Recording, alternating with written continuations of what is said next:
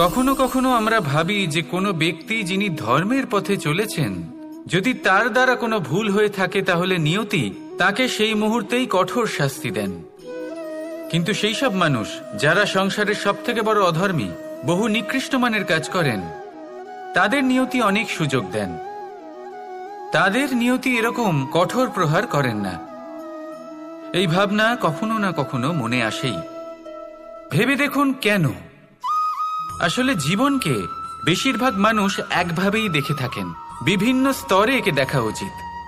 এবার আপনি বলুন, এই সংসারে কোনো অধর্মী কখনো প্রেরণার উৎস হতে পারেন? কখনোই নয়। যে মানুষ নিজের আত্মাকে মলিন করে ফেলেছেন, তিনি এই সংসারকে কিভাবে প্রেরণা যোগাবেন? উনি নিজেই বুঝতে পারেন না কোনটা করা উচিত, ধর্ম কোনটা। তাই নিয়তি তাকে একটা সুযোগ দেন, এটা বোঝার সুযোগ দেন যে কোনটা উচিত, কোনটা ধর্ম। সুযোগ দেন নিজের বিবেক জাগিয়ে তোলার, তাকে সুযোগ দেন নিজের অন্তরাত্মার ডাক শোনার। যখন তাতেও কাজ হয় না, তখন নিয়তির কাছে একটাই পথ বাকি থাকে, আর তা হল মহাবিনাশ। মহাবিনাশ হয়তো দেরিতেই আসতে পারে, কিন্তু তা অবশ্যই আসবে। আর যখন মহাবিনাশ আসে, তখন মহাবিনাশের যন্ত্রণা সমগ্র মানব জীবনের যন্ত্রণার থেকে অনেক বেশি হয়। এই কথাটা সবসময় মনে রাখবেন। আর অন্যদিকে যে মানুষ ধর্মের পথে চলছেন, তার দ্বারা যদি কোনো ভুল হয়ে থাকে, তখন নিয়তি তার পরীক্ষা নেন। কিছুক্ষণের জন্য মানুষের মনে হতে পারে নিয়তি তাকে কঠোর শাস্তি দিয়েছেন, কিন্তু সময়ের সাথে আমরা সবাই দেখি যে যখন সেই মানুষ সেই পরীক্ষায় উত্তীর্ণ হন, এই সমস্ত সংসারের জন্য প্রেরণার উৎস হয়ে ওঠেন। অর্থাৎ নিয়তি প্রত্যেক মানুষকে তার কর্ম অনুসারে উচিত ফলও দেন, উচিত শাস্তিও দেন। পার্থক্য হলো শুধুমাত্র সময় আর আপনার দৃষ্টিভঙ্গির। তাই ধর্মের পথে চলুন আর আমার সাথে ভালোবেসে বলুন, রাধা রাধা। আমাদের জীবনে অত্যন্ত গুরুত্বপূর্ণ একটা আশা বসবাস করে, বিশ্বাসের রূপে। বিশ্বাস যা আমরা ঈশ্বরের ওপর করি, ভাগ্য প্রারব্ধের ওপর করি, নিয়তির ওপর করি। যখনই ভালো কিছু হয় আমরা বলি এ হলো ঈশ্বরের দয়া, যখন খারাপ কিছু হয় আমরা বলি এ হলো ঈশ্বরের মায়া। কখনো ঈশ্বর বা ভাগ্য বা প্রারব্ধ বা নিয়তি। আপনি নিজে কোথায় তা কখনো ভেবেছেন? আপনি বিশ্বাস করছেন ঈশ্বরের উপর, প্রারব্ধের উপর, কখনো নিজের উপর করেছেন? আমি আপনাকে একটা সহজ কথা বলি, যদি আপনি ঈশ্বরের উপর বিশ্বাস রাখেন, শুধুই ঈশ্বরের উপর বিশ্বাস, তাহলে আপনি সেটাই পাবেন যেটা আপনার ভাগ্যে লেখা রয়েছে। কিন্তু যদি আপনি নিজের উপর বিশ্বাস রাখেন, আত্মবিশ্বাস রাখতে শেখেন, তাহলে ঈশ্বর আর নিয়তি দুজনে মিলে আপনার ভাগ্যে সেটাই লিখবে যা আপনি চাইছেন। তাই মনে রাখবেন, সাফল্যের পথ হলো এই বিশ্বাস। নিজের আত্মবিশ্বাসকে ধরে রাখতে শিখুন, দেখবেন আত্মা প্রসন্নতায় ভরে উঠবে। তাহলে আসুন এই প্রসন্ন ভাব নিয়ে বলুন, রাধা রাধা। এই সংসারে সবচেয়ে বড় পাপ কি হতে পারে? কেউ বলবেন অসত্য, কেউ বলবেন ছলনা, আবার কেউ বলবেন লালসা। না, সংসারে সবচেয়ে বড় পাপ হলো নারী জাতির অসম্মান, নারীর মান ভঙ্গ করা। কারণ এই অপরাধ কেবল নারীর শরীরকেই নয়, বরং তার মন আর আত্মাকেও আহত করে থাকে। তাহলে এবার প্রশ্ন হলো, যে এই অপরাধ করেছে তাকে কি শাস্তি দেওয়া উচিত? কেউ বলবেন শারীরিক যন্ত্রণা, আর কেউ বলবেন মৃত্যুদণ্ড। কিন্তু এই অপরাধের শাস্তি নির্ধারণ করার আগে এটা জানার কি কোনো প্রয়োজন নেই যে অপরাধী আসলে কে? এখন আপনি বলবেন সহজ ব্যাপার, সেই পুরুষ যে নারীর মান ভঙ্গ করেছে। কিন্তু এ কি সম্পূর্ণ সত্যি? নিজের অপমানের জন্য, নিজের সম্মানকে নিজেই হারানোর জন্য কখনো নারী কি নিজে দায়ী হতে পারে না? ভেবে দেখুন, সম্মানহানির থেকে বাঁচার জন্য সর্বপ্রথম সম্মানের সীমার ওপর নজর দেওয়া প্রয়োজন। রাবণ সীতার হরণ এই জন্যই করতে পেরেছিলেন কারণ সীতা নিজের বোকামোর জন্য রাবণের সেই সীমা উল্লঙ্ঘন করা সহজ করে দিয়েছিলেন। কিন্তু অশোক বাটিকাতে সেই সীতাকেই রাবণ স্পর্শ পর্যন্ত করতে পারেননি, কারণ সে রাবণ আর তার মাঝখানে ঘাস দিয়ে একটা ছোট রেখা বানিয়ে দিয়েছিলেন। জীবনে না বলতে শিখুন। যদি কেউ আপনার সম্মানের সীমা পার করতে চেষ্টা করে তাহলে তাকে সেখানেই আটকাতে শিখুন। আপনার ওপরে ওঠা প্রথম হাত, প্রথম কটাক্ষ ওইখানেই আটকাতে শিখে নিন। তখন কোনো পুরুষের সাহস হবে না আপনাকে আবার অপমান করতে চেষ্টা করার, কারণ নারী জননী, পূজনীয়। তাই নিজেকে দুর্বল মনে করে আপনি অপরাধী হবেন না। রাধা রাধা। আপনি কি কখনো কোনো জলের ধারা দেখেছেন? তার সামনে যতই মাটি থাকুক না কেন, যতই কাদা থাকুক না কেন, যখন এই জলের ধারা বইতে আরম্ভ করে দেয় তখন এই কাদাকে নিজেই ধুয়ে নিয়ে যায়। ওই কাদাকে ধুয়ে দেয় এবং নিজের পথ নিজেই তৈরি করে নেয়। তাহলে আপনিও এরকম জলের মতো হয়ে উঠুন। যদি হয়ে উঠতে পারেন তাহলে নিজের মনের, নিজের ভাবনার, নিজের জীবনের যত অনাবশ্যক তত্ত্ব আছে, অনুপযোগী অংশ রয়েছে, অর্থাৎ অপরিষ্কার অংশ রয়েছে, তা নিজে থেকেই নির্মল হয়ে উঠবে। আর যেরকম জলের ধারা কখনো থেমে থাকে না, সব সময় বয়ে চলে, সেইভাবে আপনিও কখনোই থামবেন না। সবসময় বয়ে চলুন, এগোতে থাকুন। পথে যদি অনেক বিপদ আসে, সমস্যা আসে, থামবেন না। তার উপর নিরন্তর প্রহার করুন, নিরন্তর প্রয়াস করুন আর অগ্রসর হন। আপনি ভেবে দেখুন, এই জলের ধারা কখনো থেমে থাকে না, সবসময় বয়ে চলে। বিপদের সম্মুখীন হয়ে তাকে সাথে বয়ে নিয়ে চলে। সেই জন্য জলের ধারা, প্রবাহমান এই ধারা, এর থেকে কখনো দুর্গন্ধ আসে না, এতে কখনো ময়লা জমতে পারে না, বরং পালিত হয় সুন্দর প্রাণবন্ত জীবজন্তু, যেমন সুন্দর ছোট মাছ। তাই আপনিও এটাই করুন, কখনো থামবেন না, শুধু চলতে থাকুন, জলের ধারার মতো বইতে থাকুন। আপনি আপনার লক্ষ্য অবশ্যই খুঁজে পাবেন, আর তার সাথে নিজের অন্তরের যে মালিন্য রয়েছে তা আপনি নিজেই নিজের থেকে দূরে করে দেবেন। তাহলে আসুন আর আমার সাথে ভালোবেসে বলুন, রাধা রাধা। ভগবান প্রত্যেক কঠিন পরিস্থিতিতে এই নামই আছে যা আমাদের উপায় দিয়ে থাকে। ব্যক্তি যান, ভগবানের পুজো করেন, আরাধনা করেন, ব্রত পালন করেন, মন্দিরে যান, পুজো পাঠ করেন, ভগবানকে জাগিয়ে তোলেন, আর তারপর শুরু হয় সমস্ত প্রশ্ন। হে ভগবান, আমার সাথে এরকম কেন হচ্ছে? কেন আমারই জীবনে এত দুঃখ আছে? আমি কিভাবে এর সম্মুখীন হব? আমাকে কেন এত কষ্ট ভোগ করতে হচ্ছে? হে ভগবান, আমি কি করব? আমাকে সাহায্য করুন, কোনো রাস্তা দেখান।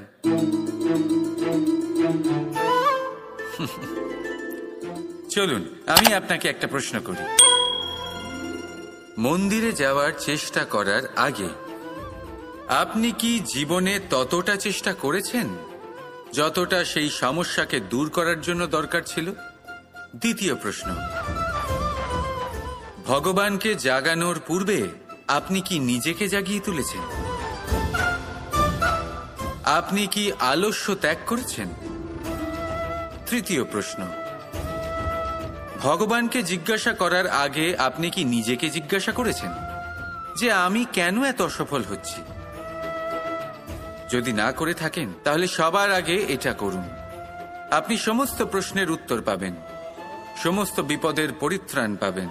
অন্য কোথাও নয়, নিজের ভেতরে তাকিয়ে দেখুন। চেষ্টা করুন নিজেকে জাগিয়ে তোলার। আপনি সফল অবশ্যই হবেন, কারণ এই পরমাত্মা, ওই পরমেশ্বর, ওই পরব্রহ্ম আপনার মধ্যেই তো আছে। রাধা রাধা। ধৈর্য, এই ধৈর্য কি কোনো গুণ, কোনো অনুভূতি, কোনো দৃষ্টিভঙ্গি? আমার জন্য ধৈর্য এক বাহন। আপনি হয়তো ভাবছেন এই কেমন বাহন? বাহন তো ঘোড়া হতে পারে, হাতি হতে পারে, উটও হতে পারে, কিন্তু ধৈর্যকে বাহন বানানো মানে? চলুন আপনাকে একটা কথা বোঝাই। পৃথিবীতে এমন কোনো বাহন নেই যে তার আরোহীকে আছড়ে ফেলেনি। সেটা উট হোক বা হাতি হোক বা ঘোড়া হোক, চলতে চলতে কখনো নড়বড় করেই বসে। তারপর সেই আরোহী পড়ে কারোর পায়, তারপর পড়ে তার নিজের নজরে।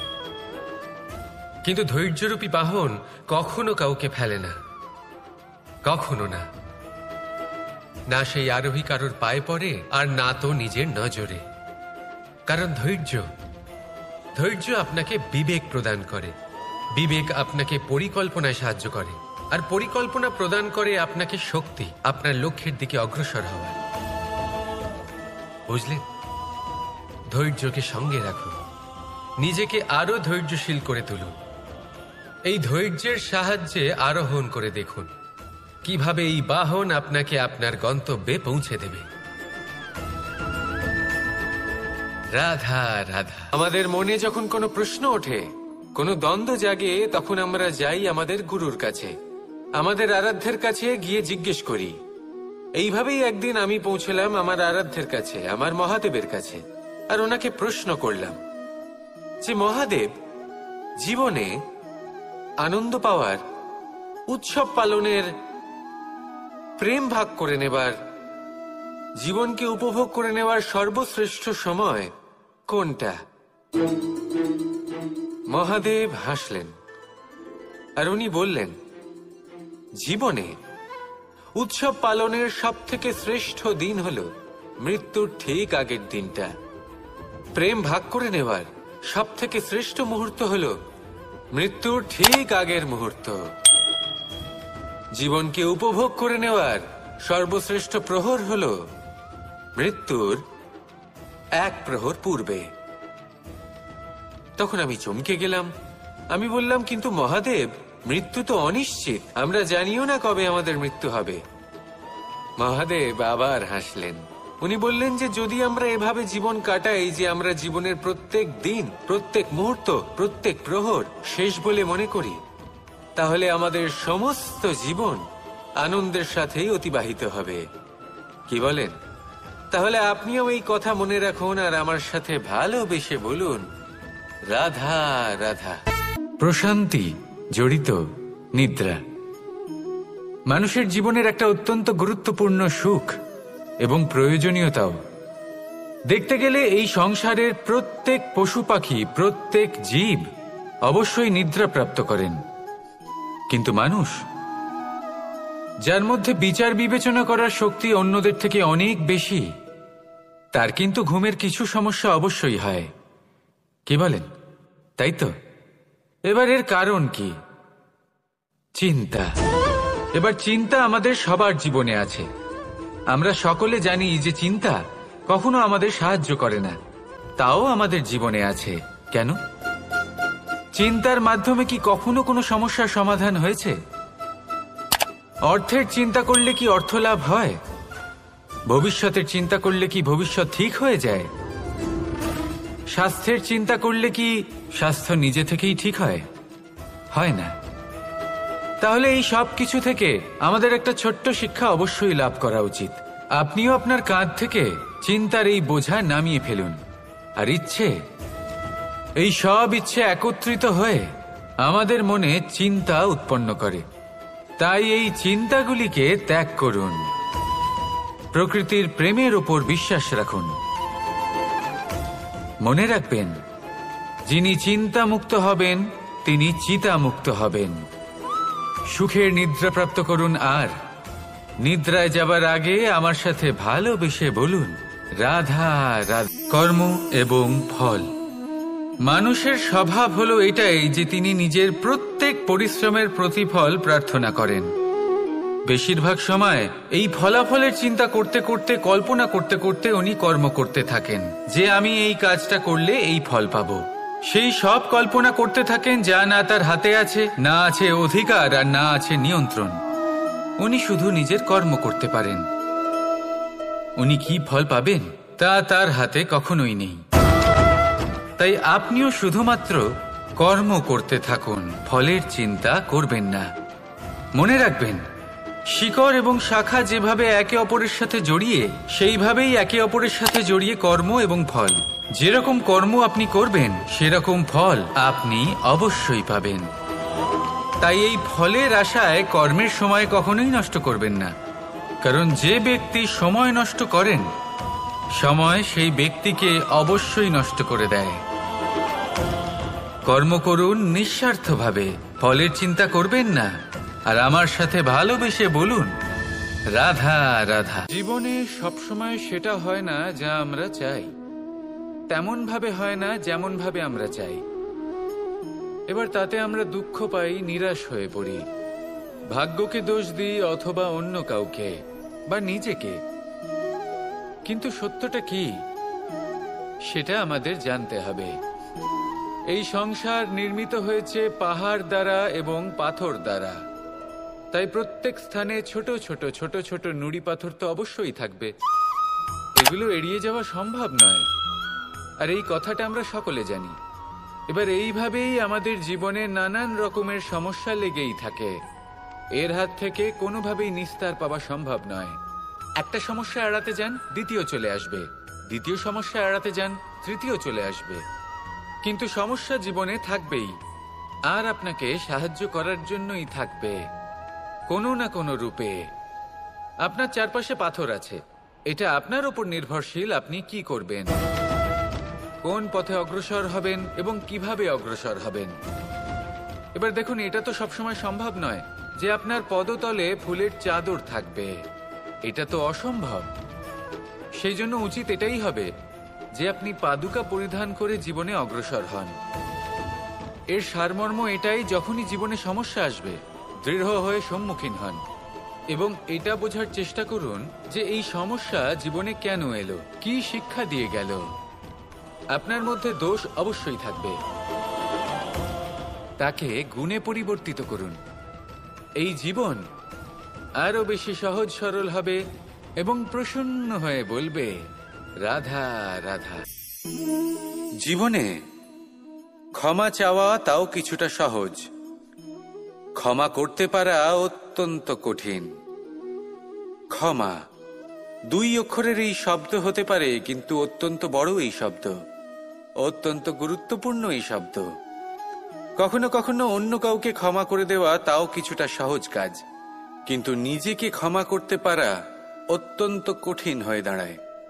অতীতে যদি আমাদের এমন কোনো ভুল হয় যে কারণে আমরা নিজেকে ক্ষমা করতে পারি না, অনেক সময় এমন কিছু ভুল করে বসি যে বিষয় শুধু আমরাই জানি, কিন্তু আমরা নিজেকে ক্ষমাই করতে পারি না, আর আমাদের বিকাশ সেখানেই স্তব্ধ হয়ে যায়। কারণ যদি আপনি ক্ষমা করতে না শেখেন, নিজেকে ক্ষমা যদি না করতে পারেন, তাহলে তা আপনার জীবনের সব থেকে বড় বাধা হয়ে দাঁড়াবে। সেই জন্য জীবনে অবশ্যই শিখুন যে কিভাবে নিজেকে ক্ষমা করতে হয়, আর শিখুন যে আগের করা ভুল আবার কি করে না করা যেতে পারে। এই মন হালকা হবে আর প্রসন্ন হয়ে বলবে রাধা রাধা। দুঃখ কি, ভয় কি, এদের কিছুটা এইভাবে ভাবা যেতে পারে। জীবনে যখনই আপনি কিছু একটা লাভ করবেন, তখন সেটা হারানোর ভয় তার সাথেই চলে আসে। যেমন আপনি যদি ধন অর্জন করেন, ধন হারানোর ভয় তার সাথেই চলে আসে। সম্পত্তি অর্জন করলে সেটা লুট হবার ভয় তার সাথেই চলে আসে। আর এটা জীবনের সাথেও হয়। যেই মুহূর্তে আপনি জন্ম নেন, মৃত্যুর ভয় তার সাথেই চলে আসে। জন্ম না নিলে মৃত্যু কিভাবে হবে? মৃত্যুর ভয় কোথা থেকে আসবে? এবার এই ভয় কি সেটা আপনাকে বুঝিয়ে বলি। এই ভয় যদি মনের মধ্যে থাকে, জীবনে থাকে, তাহলে যা কিছু লাভ করবেন, সুখ, সম্পত্তি, সুবিধা, ধন, এইগুলি লাভ করার একটা আনন্দ থাকে, এদের সাথে জীবনযাপন করার একটা আনন্দ থাকে। এই ভয় সেই আনন্দ আপনার থেকে কেড়ে নেয়। ধরে নিন কাল আপনার মৃত্যু হতে চলেছে।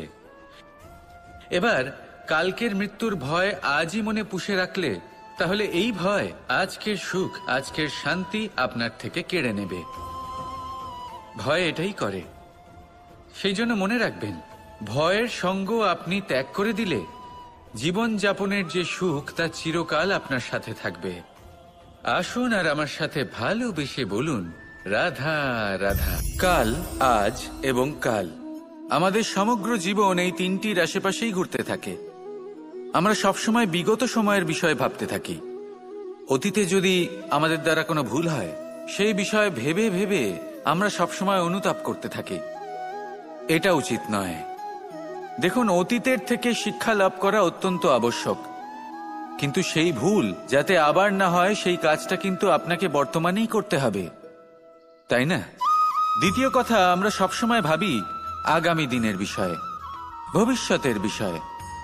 আমরা ভাবি যে কাল করে নেব, আজ এই কাজ করতে পারছি না, কোনো ব্যাপার নয়, কাল করে নেব। আজ কাজটা শুরু করতেই পারলাম না, কোনো ব্যাপার নয়, কাল করে নেব। আজকের দিনটাই ভালো ছিল না, কোনো ব্যাপার নয়, সেটা কাল করে নেব। ব্যাপারটা বুঝুন, আপনি নিজের সময় নষ্ট করছেন। দেখুন, এই যে কাল, তা কখনোই আপনার হাতে আসবে না। তাই যে কাজ করতে চান সেটা আজকেই করুন, অন্তত শুরুটা করুন। কারণ এই আগামী সময় তা সবসময় আপনার থেকে এক কদম আগে থাকবে, একদিন এগিয়ে থাকবে। জানেন কেন? কারণ এই কাল আপনার জন্য অপেক্ষা করবে না, সেই জন্য আপনিও এর জন্য অপেক্ষা করবেন না। যা করার তা আজকেই শুরু করুন। কারণ যে বর্তমানে নিজের ভিত স্থাপন করেন না, ভবিষ্যৎকালে তার সুন্দর শক্তিশালী ভবন কখনো নির্মাণই হয় না। আসুন আর আমার সাথে ভালোবেসে বলুন, রাধা রাধা। বিন্দু বিন্দু জলেই সাগর নির্মাণ হয়। এবার এই কথা আমরা সকলে জানি। আপনি কি এই কথাটা জানেন যে ছোট ছোট সুখের দ্বারাই বড় সুখ লাভ করা যায়? একজন বাবাকে দেখুন, সন্তানের জন্ম থেকে তার যুবক হওয়া পর্যন্ত তার সাথে ছোট ছোট সুখ যাপন করেন।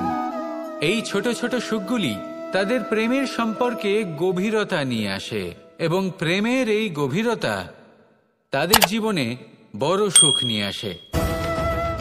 এটা ঠিক সেই রকম যেরকম বিশাল এক সমুদ্রে, গভীর এক সমুদ্রে অমূল্য রত্ন খুঁজে পাওয়া যায়। এটাও ঠিক সেই রকমই। সেই জন্য জীবনে বড় বড় সুখের খোঁজ করতে গিয়ে সময় নষ্ট করবেন না। এই যে ছোট ছোট সুখ আছে, এগুলোকে যাপন করা শুরু করুন, এগুলোর আনন্দ লাভ করুন, এগুলো নিয়ে উৎসব পালন করুন। প্রেমের গভীরতা বুঝুন আর এই গভীর প্রেমে মন নিমজ্জিত করুন। তারপরে দেখুন, এই মন আর এই জীবন সুপ্রসন্ন হয়ে বলবে, রাধা রাধা। আমি অনেক মানুষকে এটা বলতে শুনেছি যে মানুষ মানেই ভুলের বাক্স, মানুষ নাকি ভুলে ভর্তি পুতুল। আর এটাই সত্যি। দেখুন, ভুল কার দ্বারা হয় না, প্রত্যেকের দ্বারা হয়, আর একটা নয়, অনেক ভুল হয়। কিন্তু মনে রাখবেন, তাদের বস্ত্রতেই কাদা লাগে যারা কাদা পরিষ্কার করার প্রচেষ্টা করেন। তাহলে যেখানে চেষ্টা আছে সেখানে ভুল তো হবেই। এবারে যদি আপনি কোনো নতুন সংকল্প করতে যান, কোনো বড় কাজ করতে যান, আর আপনার দ্বারা কোনো ভুল হয়ে যায়, তাহলে কোনো ব্যাপার নয়, তার জন্য পস্তাবেন না। নিজের ভুলটাকে চিনুন, তাকে বুঝুন, তাকে শুধরাবার চেষ্টা করুন, আর সব থেকে জরুরি কথা, নিজের ভুল থেকে শিখুন। তাদের হাত থেকেই রক্তপাত হয় যারা কাঁটার মধ্যে লুকোনো ফুলকে খোঁজার চেষ্টা করে। তাই মনে রাখবেন, যে জীবনে কোনো ভুল করেনি সে জীবনে নতুন কিছু করার কোনো চেষ্টাও করেনি। এই ভুল আপনার সব থেকে বড় শিক্ষক। তাই সেটাতে দুঃখী হবেন না, তার জন্য পস্তাবেন না। এই ভুলকে সম্ভ্রম করতে শিখুন। তারপর দেখবেন আপনি নিজেকে জীবনে আরো শিখরে নিয়ে যাবেন। রাধা রাধা। দুঃখ এমন এক অনুভূতি যেটা আমরা চাই বা না চাই, আমাদের জীবনে এটা অবশ্যই আসবে। আমাদের মনকে বিব্রত করে তুলবে, আমাদের মনকে বিচলিত করে তুলবে। কখনো ভেবে দেখেছেন এই দুঃখ আমাদের জীবনে কেন আসে, কিভাবে আসে? যদি আপনি মন দিয়ে চিন্তা করেন তাহলে আপনি বুঝতে পারবেন যে এই দুঃখের অনুভূতি পরিস্থিতির থেকে বেশি মানসিকতার থেকে বেশি আশেপাশের লোকজনের সাথে জড়িয়ে। কারণ আশেপাশের লোকজনেরাই আপনার জন্য পরিস্থিতি তৈরি করেন, যা ভালোও হতে পারে আবার খারাপও। আপনার আশেপাশের লোকজনেরাই আপনার মানসিকতাকে প্রভাবিত করে, হয় তাকে ভালো করে অথবা খারাপ করে। আমাদের জীবনের অর্ধেক দুঃখ এই কারণে যে আমরা তাদের উপরে আশা রাখি যাদের ওপরে কোনো আশা রাখা উচিত নয়, আর অর্ধেক দুঃখ এই কারণে যে আমরা তাদের উপরে সন্দেহ করি যাদের ওপর সেটা করা উচিত নয়। তাৎপর্য এটাই যে মানুষকে চেনার চেষ্টা করতে থাকুন। যেদিন আপনি এটা বুঝে যাবেন যে কে সুজন আর কে দুর্জন, সেই দিন এই দুঃখ আপনার জীবন থেকে দূরে কোথাও চলে যাবে। জীবনের সবথেকে বড় দোষ কি আপনি জানেন? কেউ বলবেন লোভ, কেউ বলবেন লালসা, কেউ বলবেন অসত্য। দেখুন, দুঃখের মূল কারণ হলো পরিশ্রম না করা। কিছু মানুষ ভাবেন যে আমি জীবনে কোনো পরিশ্রম করব না, অথচ আমি সবকিছু প্রাপ্ত করতে চাই। আর এমন এক কারণের জন্যই দূতের মতো খেলা আমাদের জীবনে প্রবেশ করার সুযোগ পায়। দূত। এই দূত আসলে কি?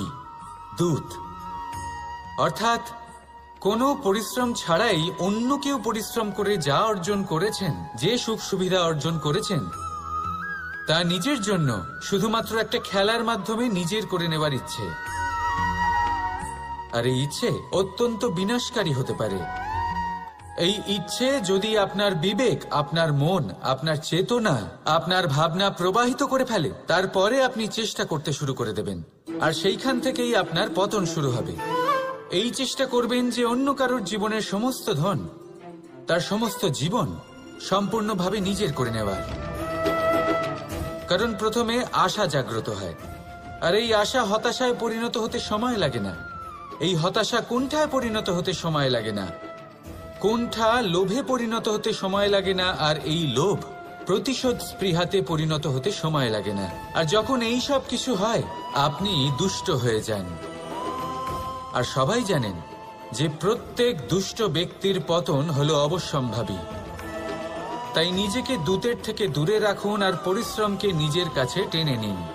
জীবনে আপনার যা যা স্বপ্ন রয়েছে, যা আপনি করতে চান, শুধুই পরিশ্রম দ্বারা অর্জন করুন। তাহলে তাই করুন, আর আমার সাথে ভালোবেসে বলুন, রাধা রাধা।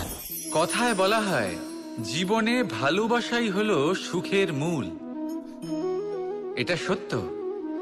এবার প্রশ্ন হলো এটাই যে এই ভালোবাসা কার সাথে করা উচিত? যদি আপনি কিছুক্ষণের জন্য সুখ পেতে চান, তাহলে ভালোবাসুন নিজের রুচি মতো। যদি আপনি কিছুদিনের জন্য সুখ পেতে চান, ভালোবাসুন নিজের বন্ধুদের। যদি আপনি কয়েক মাসের জন্য, কয়েক বছর বা অনেক বছরের জন্য সুখী হতে চান, তাহলে ভালোবাসুন নিজের পরিবারকে, মাতা পিতা, নিজের সন্তান, স্বামী স্ত্রী, নিজের আত্মীয়দের। কিন্তু যদি আপনি চিরকালের জন্য সুখী হতে চান, তাহলে ভালোবাসতে হবে শুধু নিজের কর্মগুলিকে। কারণ সম্পর্ক যেমনই হোক না কেন, কখনো না কখনো ভেঙে যাবেই। এই সংসার হলো এমনই যে যাদের সঙ্গ আমরা পাই, তাদের সঙ্গ একদিন ত্যাগ করতে হয়। শুধু কর্মই হলো এমন এক সঙ্গ যা কখনো আপনাকে ত্যাগ করবে না। আপনার মৃত্যুর পরেও এই কর্ম আপনাকে বাঁচিয়ে রাখবে। তাই সবসময় মনে রাখবেন, এই কর্ম ধর্ম মনে করে পালন করা উচিত। জীবনের শেষ মুহূর্ত পর্যন্ত কর্মকে ভালোবাসুন। জীবনের শেষ মুহূর্ত পর্যন্ত সুখে থাকবেন। আর আমি তো সবসময় বলি, শুধু কর্ম করতে থাকো, ফলের চিন্তা করো না। তাহলে আসুন আর আমার সাথে ভালোবেসে বলুন, রাধা রাধা। কেমন আছেন আপনারা? জিজ্ঞেস করলাম এই কারণে কারণ আজকের দিনে দাঁড়িয়ে আশেপাশে যাকেই দেখছি সে দুঃখী আর ব্যাকুল। সে ভাবে সংসারে সব থেকে বেশি দুঃখ শুধু তার জীবনেই আছে, সব থেকে বেশি সমস্যা তার জীবনেই আছে। সংসারে এমন কেউ নেই যার জীবনে কোনো সমস্যা নেই, আর সংসারে এমন কোনো সমস্যা নেই যেটার সমাধান মানুষের কাছে নেই। কিন্তু সেই সমাধান খোঁজার জন্য নিজের বন্ধ দ্বারগুলিকে খুলে এগিয়ে যেতে হবে, সাহস করে এগিয়ে যেতে হবে। কিন্তু কিছু মানুষ কি করেন, নিজের মাথায় হাত দিয়ে কোনো এক কোণায় বসে নিরাশ হয়ে নিজের ভাগ্যকে তিরস্কার করেন। না, এটা কখনোই করবেন না। কর্ম করুন, এগিয়ে যান, সাহস দেখান, আর সব থেকে জরুরি কথা, সংযম হারাবেন না। কারণ আপনার লক্ষ্য যতই কঠিন হোক না কেন, সেটা অবধি পৌঁছানোর রাস্তা আপনার পায়ের তলা দিয়ে সর্বদাই যাবে। রাধা রাধা।